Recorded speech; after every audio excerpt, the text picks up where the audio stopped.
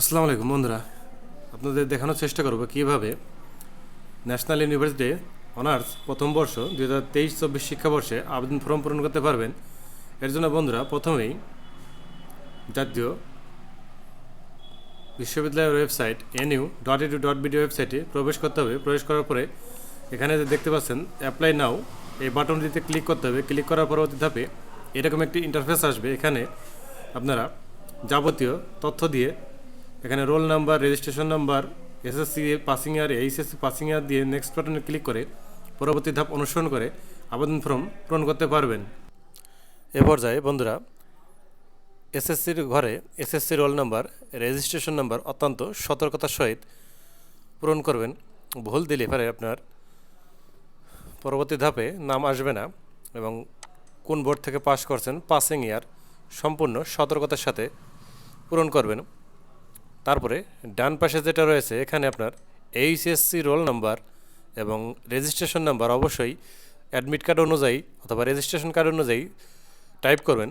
এবং কোন বোর্ড থেকে পাস করছেন, কত সালে পাস করেছেন সেটা সতর্কতার সহিত এখানে বসাবেন। বসানোর পরবর্তী ধাপে আসে আপনারা নিচে দেখবেন ডান পাশের দিক নেক্সট বাটন রয়েছে, এখানে ক্লিক করবেন।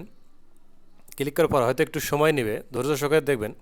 তারপরে আপনার তথ্য দেখবেন, সব যদি সঠিক থাকে তাহলে নেক্সট বাটনে ক্লিক করবেন।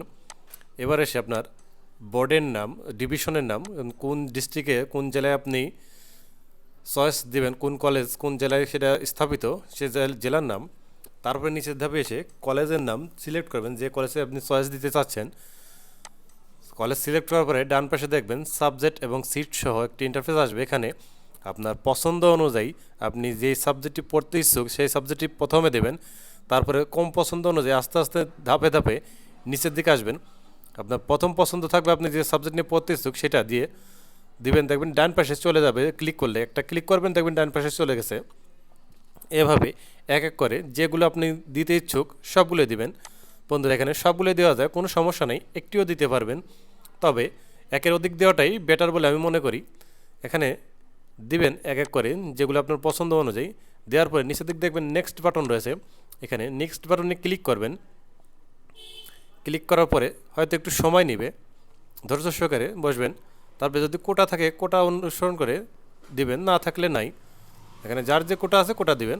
তারপরে আপনার পরের ধাপে এসে আপনার ছবি আপলোড, এখানে ছবিটি আগে থেকে কাজ করে রাখবেন 150 বাই 120 পিক্সেল কাজ করে রাখবেন। এই ছবিটি এখানে আপলোড করবেন। তারপরে নিচে এসে আপনার মোবাইল নাম্বার, অবশ্যই সচল মোবাইল নাম্বার দিবেন। এখানে বন্ধ থাকা মোবাইল নাম্বারটি দেবেন না, সবসময় এটা প্রয়োজন হতে পারে। তারপরে নাম্বার দেওয়ার পর নিচে দেখবেন ইমেল আছে, এটা দিতেও পারেন নাও পারেন, অপশনাল।